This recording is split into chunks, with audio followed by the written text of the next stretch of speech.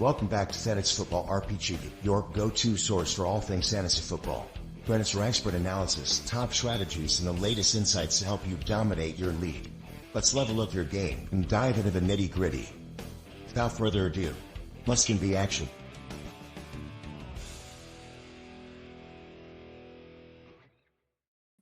Welcome back to another episode of Fantasy Football RPG. I am Mike. That is David. Hi, David. Hey, Mike. What's new? Well, not much. Just going about life day by day. Very happy Drake May is a Patriot. Man, what I wouldn't give to have Drake May be a Pittsburgh Steeler. But we're going to talk about people on the other end of their careers tonight. We're just going to talk about a little bit about the future of Aaron Rodgers and Davante Adams, what their outlook is for real football, and then that's going to link into their fantasy football outlook. But, dude, right now, I will not start Aaron Rodgers even in a super flex league. I'll just put somebody else in there. I don't know how you feel about him right now. I mean, he's still a quarterback. The big games are always possible for him being there. I'd probably start him in super flex just because I'll never start a non-quarterback in the super flex spot, but I'm not happy about it. Yeah, it's pretty gross. But so Rodgers reportedly wants to play in 2025, but where could he possibly play? He's not going to play in New York, probably. They're probably done with him. They're not going to a team with the top 5 picks. They'll either draft a quarterback or they already have a solution. Here's a couple of teams that could theoretically want him, and I want you to tell me whether or not it even kind of makes sense. The Carolina Panthers.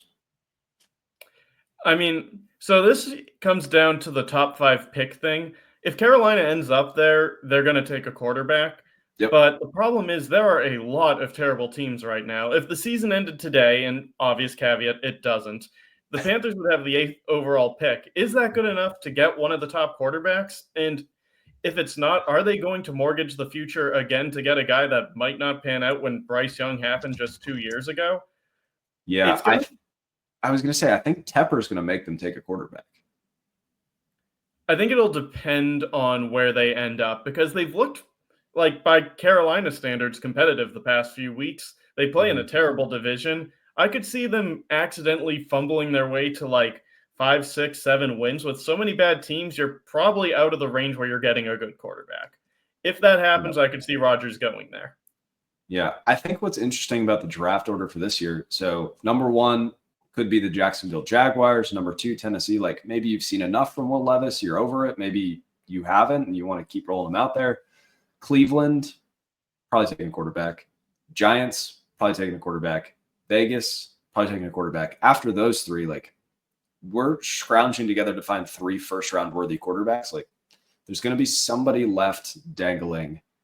So I don't think that he signs anywhere before the draft. Maybe after the draft, they're like, all right, come on over. But will his pride get in the way? It could. I don't really know how much. Aaron Rodgers is not a fan of reality. This is known to everybody. But I'm not really sure how much Rodgers wants to keep playing. He says he wants to come back, but is that just does he want to come back and play wherever he can find a job, or does he want to come back to just the perfect scenario? Dude, the perfect scenario doesn't exist for him anymore. The playoff teams are all pretty set at quarterback. I know you included Minnesota on this list. McCarthy maybe has a setback. They want to bring him in as a bridge. It would be a hilarious Brett Favre parallel, but dude, they're going to put McCarthy out there, and they're probably going to just be fine with whatever happens there. Yeah, the Vikings was strictly because they said JJ had a setback. If that keeps happening, you're going to have to get someone. Darnold's probably priced his way out of Minnesota again, which, as a side note, if you're looking at the free agent quarterbacks, outside of Darnold, there's not much there. There's a report out there. The Steelers want to bring back Russell Wilson. Justin Fields, he's younger than Rodgers, obviously. Neither one is a particularly great option at this stage in his career. I think Rodgers is his reputation's hurt a little bit by the 3-8 record. Nobody's saying the MVP guy is still in there, but I think he's still a top 20-ish quarterback. So, he could start somewhere. It's just, do you want Aaron Rodgers plus his baggage for what the on-field product's going to be? The only other team we haven't mentioned yet I could see going for it is the Indianapolis Colts. They went back to Anthony Richardson, but frankly, he's looked terrible. And if you're willing to bench Richardson for Joe Flacco, you're also willing to bench him for Aaron Rodgers, if you ask me. Yeah, I think the difference there is that Joe Flacco was clearly brought in to be the backup, and then they benched Richardson and like tried to set him back on his ways. I have two big concerns with him going to the Colts. One, he's not going to sign there under the assumption that he is the backup with an opportunity to go if Richardson stinks. Like, he's going to want to go somewhere that, like, I am the starter, I run this team, I'm the guy. And I don't think the Colts would commit to him in that way unless Richardson stinks it up the next 6 weeks. Then maybe. The other issue, what is the upside here? You're bringing in just a bridge quarterback for a roster that, like, it could maybe make a run, but Jonathan Taylor's done his best work with Richardson on the field. It doesn't make a ton of sense to me, but I soft guess. For me, it's more just they're the team that's stuck in purgatory. They're definitely not going to have a top 10 pick, so they're not going to be able to draft anyone. You seem to think that Richardson, like, genuinely has a shot to keep this job moving forward. When Station first benched him, it wasn't let the kid learn. It was straight up, Joe Flacco's our quarterback for the rest of the year, and then Joe Flacco just crapped the bed. I think Indianapolis is going to be aggressively looking for a new quarterback. I think Richardson's probably traded, or at the very least a backup who would have to fight for a starting job. So I think they would be comfortable enough to give Rodgers the starting job. And it's not a terrible place to be. They have some decent receivers. Like, they're not going to win a Super Bowl with Rodgers, but they could tread water, maybe sneak into the wild card. And that's kind of been the Colts' MO really since Luck retired. Yeah. We're not just going to sweep under that you just called Shane Steichen's Shane Steichen. Oh my God. Yeah, you know what I mean. I know you mean, but we're not. That needed to be said. Also, the Colts and the Jets just played, and if you watch that game, like, Anthony Richardson looked like the better quarterback in that game, which is hilarious to say, but he was making the right throws. He wasn't putting the ball in a lot of harm's way. He was effective as a runner. Like, I just think if Anthony Richardson hits, you're set at your franchise for the next 10 plus years. If Aaron Rodgers hits, you lose in the first round of the playoffs. But this is to say, if you own Aaron Rodgers in a Dynasty League, get out. Like, if your trade deadline hasn't passed yet, sell him for a second, sell him for a pair of thirds. The wheels are falling off, and he's not valuable even when he is starting. Do you feel differently about that? Just because his value is so low right now, I might be willing to wait just until he goes to whichever next team he is, cash in on that tiny microcosm of hope, and, like, maybe you get a little bit more, because, like, right now I really don't think you could get anything for him. Maybe if you wait till he signs, you can get, like, that pair of thirds, which, personally speaking, I wouldn't give up for him right now. So if you can find someone to give you that, go for it. But I think your odds of getting something for him increase in the offseason. Let's check over with our friends at Fantasy Calc in all of their glory. Aaron Rodgers is currently the quarterback 32, and let's see, a 2025 second. It says it's happened. Not often, but it's happened. That may be old news, but yeah. Yeah, if you can do that, do it. Yeah. Let's change gears a little bit and talk about somebody that actually has dynasty value because he's still pretty good at football, Davante Adams. So you just wrote an article saying Davante Adams' next team after they fired Joe Douglas. Joe Douglas rolled the dice, brought Adams in. He was basically held at gunpoint by Aaron Rodgers. So now, of the teams that you've listed, which were the Saints, Steelers, Patriots, Chargers, and Ravens, which one do you think is best for his dynasty value or fantasy football value? And which one do you think is most likely? So best for his dynasty value, I would probably say, and this might be a bit of a homer pick, it's either the Los Angeles Chargers or the New England Patriots. With the Chargers, obviously, it's Justin Herbert. He's an amazing quarterback. And we're seeing with what Ladd McConkey's doing right now that even in Jim Harbaugh's run-first style, Harbaugh's and Herbert, it's just they're so good. You can still have a valuable wide receiver there. McConkey's really good. He's got a bright future in this league. But Herbert's good enough to give you two fantasy-relevant wide receivers. Johnston, he's improved dramatically over his rookie year, but I still think he's a guy that's probably going to be better off like in a wide receiver 3 role, one of those guys that's better in real football than fantasy. So I'm not worried about him eating into those targets. And the Patriots, I'm sure Adams will not want to go there at all because why would he? But if that works out somehow, I would love to see Drake May have a real receiver to throw the ball to. Already, he looks like one of the best young quarterbacks in football. He's doing it with a terrible coaching staff, the worst offensive line in football, and probably the worst receivers and tight ends in football, although Hunter Henry's good. Shout out Hunter Henry. Yep.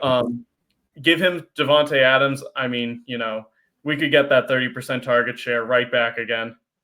Yep. He would step in, immediately be the target hog in that offense. I think the Patriots would be very fun. It's a great developmental piece to help Drake May on his journey.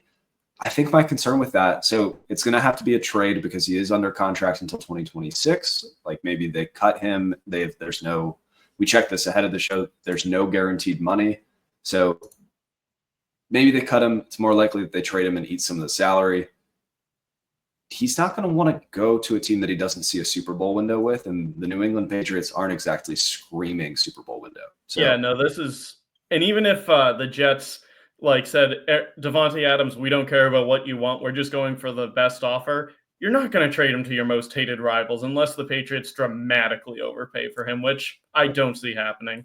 Yeah, they just traded, what was it? It was going to be a second, but really it's a third. You're not getting a third back for a 33-year-old Davante Adams with a giant contract. It's not going to happen. Probably going to be fifth, I'd imagine.